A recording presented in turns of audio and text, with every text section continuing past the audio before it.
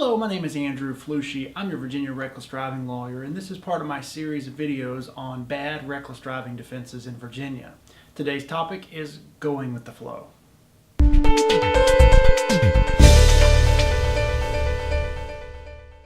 A lot of times I hear when talking with potential clients and even overheard at court quite often is, I was going with the flow.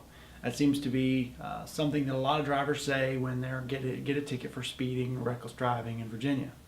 Unfortunately, it's not a legal defense in Virginia.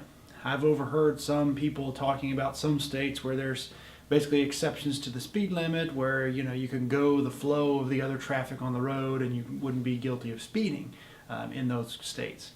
I'm not a lawyer in any other state, so I can't tell you if that's true, but I can tell you in the state of Virginia, going with the flow is not a defense for speeding or reckless driving.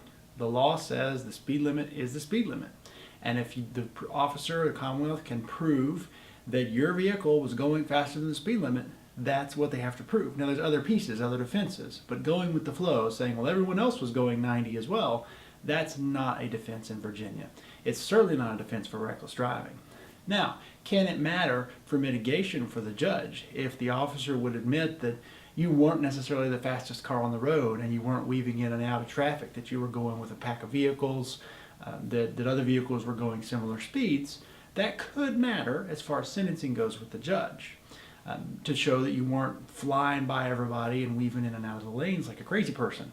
However, it's not going to be a legal defense as far as getting the case kicked to say that you were going with the flow.